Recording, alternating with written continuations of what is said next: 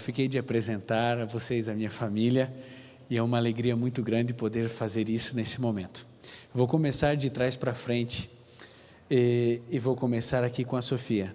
Sofia, diz oi. Oi. Dá um tchauzinho para os amigos. Dá tchau. Tchau. Joga um beijo. Tchau. Tá bom. Gabriel, agora o povo quer ver. Mostra o teu muque para eles. Aê, guri. Muito bom. Amor, você quer pregar hoje? Não. Então tá bom. Deus continue abençoando vocês três. Bom, vocês sabem, pode ir, filhinho, tá? Pode ir. Bom, Deus foi muito bom comigo ao me dar essa família. Eu pude aprender melhor a entender os meus pais depois que eu me tornei pai. A gente entende algumas coisas que antes a gente não entendia. E essa relação de pai e filho precisa e deve ser única. E existe um modelo de relação pai e filho na Bíblia, que todos nós precisamos e devemos seguir. Abra sua Bíblia no livro de João. João, no capítulo 14. A partir do verso 8. Aqui nós encontramos um modelo bíblico dessa relação linda, essa filiação tão especial. E quando a gente segue o modelo bíblico, a gente nunca erra.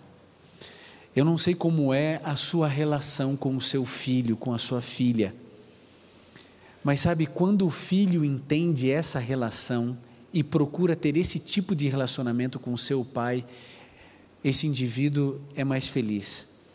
Você que é filha, entenda a relação que nós vamos ver hoje. Você que é filho, perceba na Bíblia o que Deus espera de você em relação aos seus pais.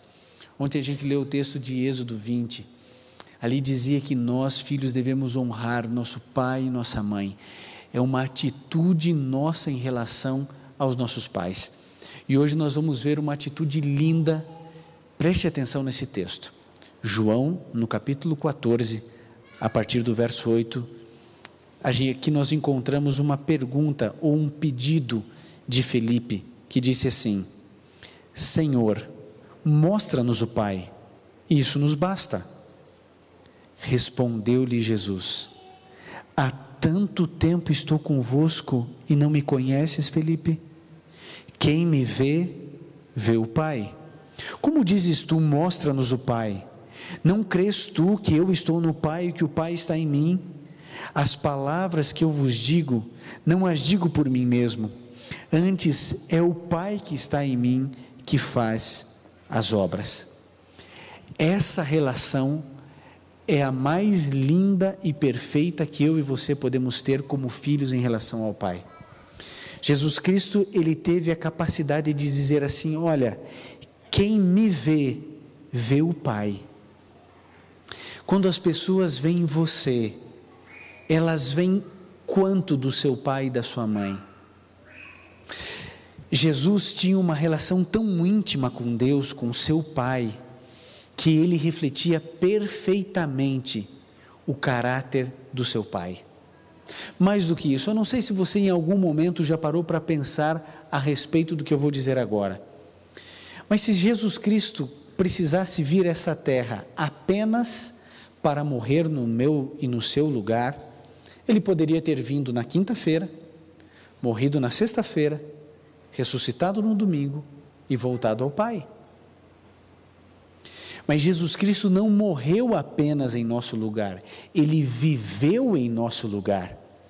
A missão de Cristo Jesus, ela é tríplice ao vir a essa terra. Ele morre por mim e por você, ele vive por mim e por você, mas há um outro aspecto tão importante quanto esses dois que eu mencionei. Jesus Cristo veio reivindicar o caráter do Pai. Vocês se lembram que um anjo rebelde, a primeira briga familiar aconteceu no céu. O primeiro grande desentendimento ocorreu com um filho de Deus, Lúcifer, que depois veio a se transformar em Satanás. E houve guerra e briga dentro de um lar, o lar do céu. E esse filho rebelde quis manchar o nome do pai, dizendo que Deus era um mentiroso, que era impossível qualquer criatura servi-lo ou obedecê-lo.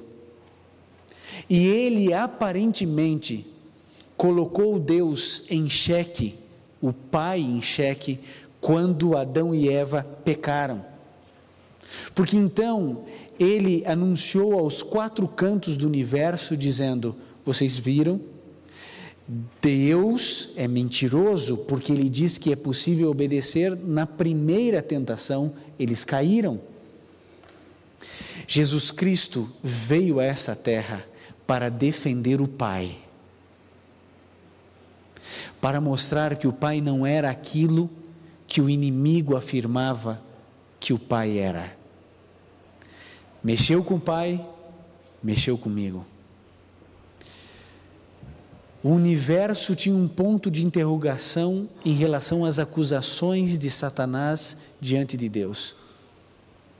O mundo não entendia o Pai. Quando as pessoas liam o Antigo Testamento, elas não conseguiam compreender os nãos do Pai. E por isso acreditavam que Deus era um castigador, que Ele era um infanticida, que Ele era um assassino. Mas Jesus Cristo, quando veio a essa terra, Ele disse: quem vê a mim, vê o Pai. Há outros momentos onde Jesus declara assim: eu e o Pai somos um. Jesus ainda diz: eu não tenho estado só, porque o Pai está comigo. Os dois permaneceram em perfeita harmonia, mesmo Jesus Cristo vivendo aqui nessa terra, andando pelas ruas empoeiradas da Galileia. É a postura de Deus Filho, dizendo: eu vou lá viver por eles, vou morrer por eles, mas eu vou defender o meu Pai. Intimidade, amor e unidade.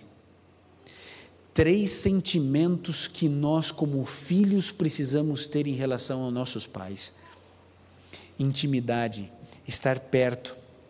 Sabe, eu tenho percebido que intimidade não significa necessariamente morar perto. Eu não sei se você tem um pai que mora muito longe, uma mãe que mora muito longe.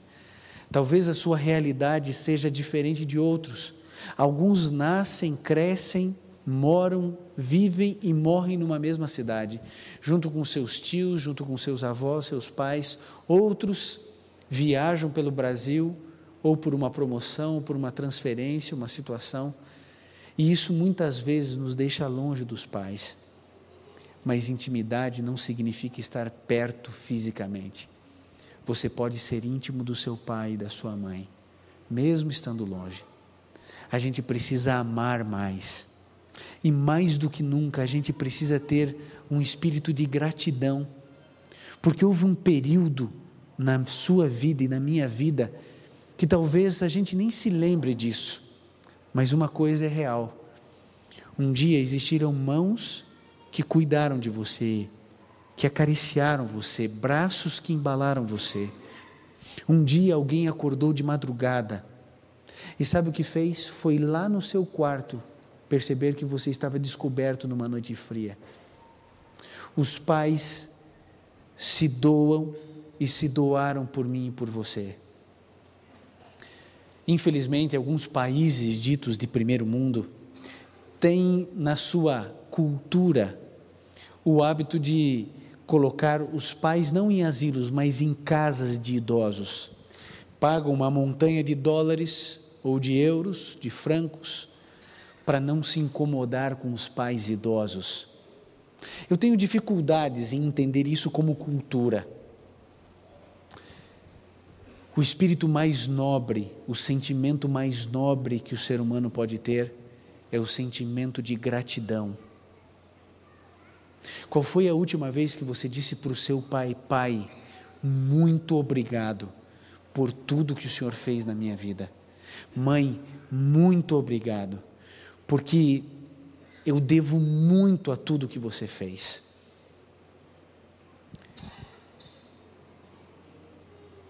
Um dia eu conversei com um rapaz, com um homem, um senhor, e ele me dizia que ele havia brigado com a sua mãe, e vocês já podem imaginar a história, a mãe morreu. Esse homem foi pedir desculpas e perdão no cemitério, escrevendo uma carta. E ele dizia assim para a mãe, que não podia ouvir, porque já descansava no pó da terra: mãe, me perdoa. Me perdoa porque eu perdi a paciência. Me perdoa porque eu deveria me calar, mesmo achando que estava certo. Mãe, me perdoa porque eu não te respeitei. Me perdoa, mãe, porque eu vivi alguns momentos contigo, aos quais eu queria apagar cada um deles. Teve que escrever uma carta e chorar, falando com uma mãe que não podia ouvir. Talvez eu esteja falando nessa noite para alguém que tem um pai no leito de um hospital,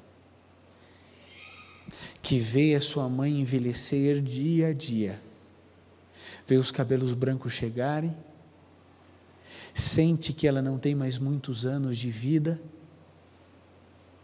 Querido, enquanto há vida, você pode expressar tudo o que você deve. Agora, depois que a pessoa morre, de nada adianta. Eu não sei se você já teve a oportunidade de estudar a Bíblia, se você já aprendeu na Bíblia o que a Bíblia fala sobre o estado do homem na morte. Quando nós vamos à Bíblia, a gente descobre que o mundo crê de uma maneira diferente daquilo que está na Bíblia. Você já teve essa curiosidade para entender o que Deus fala a respeito do homem quando morre, o que acontece? Eu vou dar uma dica a você. Hoje, quando você chegar em casa, dê uma lidinha no capítulo 9 de Eclesiastes. Abra sua Bíblia, procure no índice e leia o capítulo 9 de Eclesiastes. Examinai as Escrituras, porque julgais ter nelas a vida eterna, e são elas que de mim justificam. O que Deus está dizendo para você é que você deve examinar as Escrituras. Quando eu examino as Escrituras, eu vou descobrindo que o Pai e o Filho eram um, e que eles tinham essa relação linda de beleza, de pureza, de bondade, um para com o outro. A gente descobre que a gente precisa ter mais gratidão, que a gente precisa se aproximar do nosso pai e da sua mãe, mesmo que à distância, mesmo que ligando, ou investindo um pouco e fazendo uma viagem. Talvez você invista um pouco mais e traga o seu pai e a sua mãe para morarem perto de você,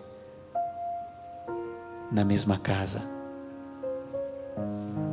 De vez em quando eu ouço pessoas dizendo assim: não, eu construí atrás uma edícula da minha casa para os meus pais ficarem ali. Engraçado que os nossos pais não fizeram isso quando a gente nasceu. Eles não construíram um lugar fora do ambiente deles e falou assim: nós vamos colocar ali, porque ele vai se sentir melhor ali, ele vai ter o espaço dele, ele vai estar mais feliz, e assim ele também não incomoda. Se você nasceu em um lugar quente, o ventilador mais silencioso era para você. Se você viveu e nasceu num lugar frio, o melhor aquecedor era o seu. A coberta mais macia era a sua. O quarto mais bem decorado era o seu. a prioridade passou a ser você. E você que é pai sabe, você que é mãe sabe o que eu estou dizendo. Quando os filhos nascem, as vitrines das lojas, nas ruas, nos centros, nos shoppings, ali nós passamos a olhar as coisas para os filhos. Filho, busque seu pai. Talvez você tenha magoado sua mãe, talvez você tenha ferido seu pai com uma palavra ríspida, com uma ingratidão, com uma rebeldia. Filho, se você tem a oportunidade e o privilégio de ter pais tementes a Deus, busque deles conselho. Mesmo que você seja adulto, talvez você já seja pai, talvez você já seja avô, você sempre terá aquele colo de um pai e de uma mãe que te amam. E se não os tem mais, acredite, que cada vez que você se lembrar das palavras e dos conselhos, dos gestos e da forma do seu pai e da sua mãe, cada vez que você olhar uma foto, você poderá ser reeducado, redirecionado. Todos nós temos a certeza de uma esperança. Pais e filhos, mães e filhas, avós e avós, bisavós e bisnetos, um dia todos nós estaremos reunidos no céu. Todos nós. Hoje todos somos filhos. E todos nós aqui, em Brasília ou em qualquer lugar do Brasil ou do mundo, podemos demonstrar mais o que sentimos pelos nossos pais.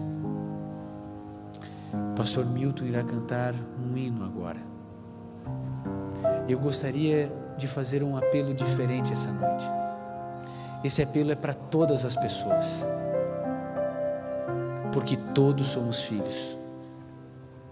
E esse apelo é para que você, nesse momento, levante-se onde quer que você esteja, e enquanto o pastor Milton cantar, você faça uma oração pelo seu pai, pela sua mãe. Será um exército de oração, filhos intercedendo pelos pais. E se seu pai já descansa, é hora de você agradecer a Deus por ter a oportunidade de tê-los tido. Você quer fazer uma oração pelo seu pai e pela sua mãe? Querido, fique em pé onde você está. Ore a Deus e diga: Pai, obrigado pelo pai e pela mãe que o Senhor me deu. Sabe, querido, não nos foi facultado o direito de escolher nossos pais. Esse direito e essa responsabilidade Deus tomou para si. O seu pai e a sua mãe é um presente de Deus. Os acertos e os erros deles nos ajudaram no processo de educação. Essa é a hora de orarmos, intercedermos e de orarmos por aqueles que tanto oraram por mim e por você.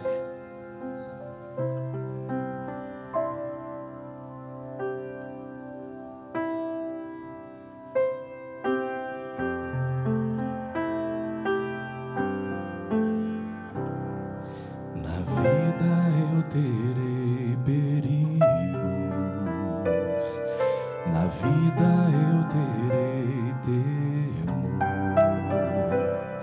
mas sem Jesus não faz sentido o gozo e nem tampouco a dor. Nem sempre tudo vai dar certo, nem sempre tudo vai ser bom, mas tendo Jesus Cristo perto, terei consolo no Senhor.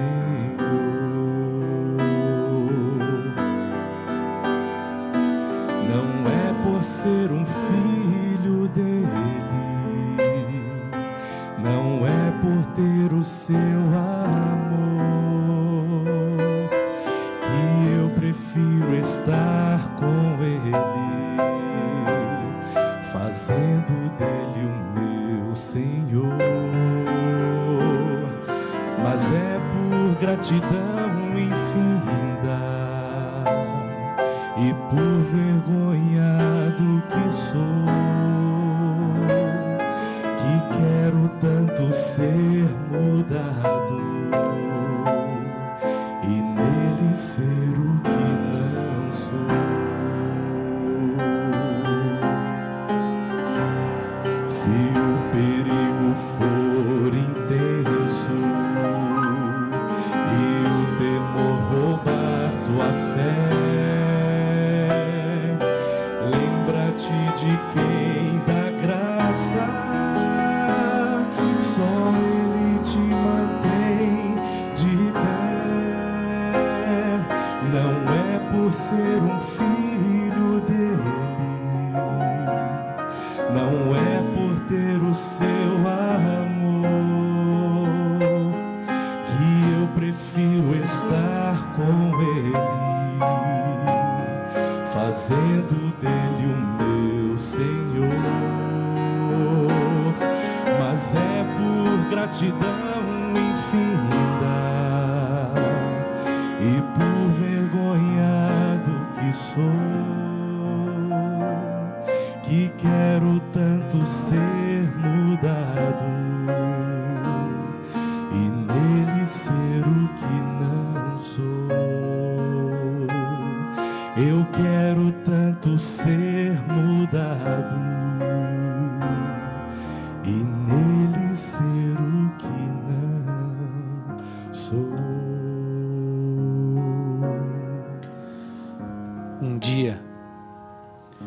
Um dia caluniaram Deus e o seu filho disse: eu vou defender meu pai. Ninguém fala mal do meu pai. A maior revelação que nós encontramos na Bíblia não é que Jesus é Deus ou que Jesus é como Deus, mas que Deus é como Jesus. O mesmo amor que você sente olhando nos olhos de Cristo é o amor que você sentiria olhando nos olhos do Pai. Eu não sei quantas milhares, centenas de milhares de orações foram feitas hoje, mas eu tenho certeza de que nesse momento alguns milagres estão acontecendo, de perdão, de reconciliação, num primeiro passo. Querido, que Deus abençoe os nossos pais, onde quer que eles estejam, descansando ou vivos, que eles recebam as bênçãos da nossa oração e que eles possam perceber quão importantes eles são para nós. Que Deus nos abençoe a todos.